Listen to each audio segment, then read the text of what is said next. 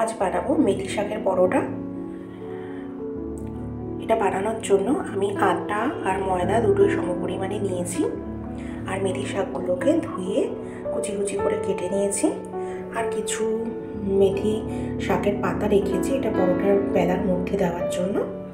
আর নিয়েছি কিছু লঙ্কা কুচি আর আদা রসুনের পেস্ট, আর নিয়েছি ধনে আর জিরের গুঁড়ো।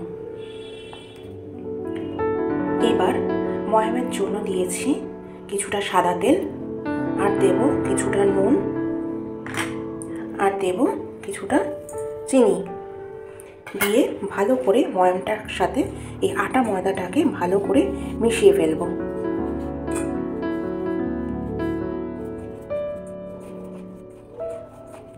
এবার আমি এই আটা ময়দার মধ্যে দিয়ে দেব কুচিয়ে রাখা মেথি শাক,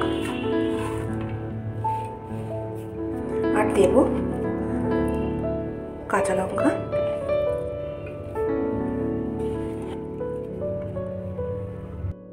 দিয়ে দেব আদা রসুনের পেস্ট পরিমাণ মতো, দেব ছোট 1 চামচ জিরের গুঁড়ো, 1 চামচ ধনের গুঁড়ো, আর দেব সামান্য হলুদ দিয়ে এবার আমি সবকটাকে ভালো করে মিক্স করে ফেলবো। ভালো করে মিক্স করতে হবে।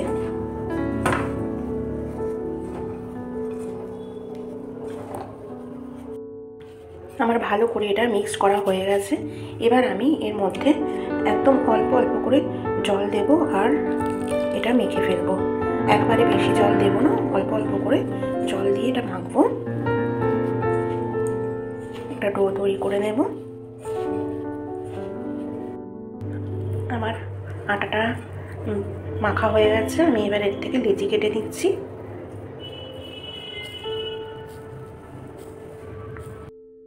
আমার লেচি বানানো কমপ্লিট। এবার এগুলোকে বেলে নেব।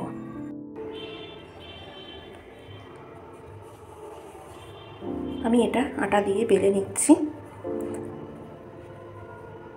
তবে রাউন্ড শেপ করে নিয়ে আমি এর মাঝখানে কিছু মেথি পাতা ছড়িয়ে দেব,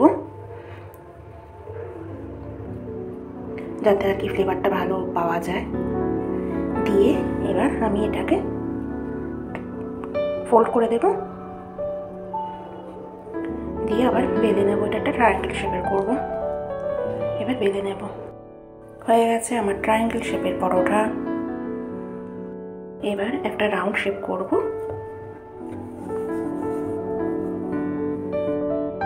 হয়ে গেছে আমার রাউন্ড শেপ।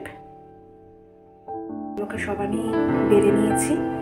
এবার একটা চাটুতে গরম করে নিয়ে তেল দিয়ে দেবো। আমি এটা সাদা তেল ইউজ করছি পরোটাগুলোকে ভাজার জন্য।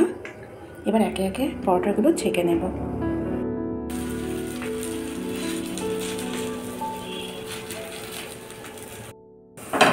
এভাবে পরোটাগুলো ভেজে নেব।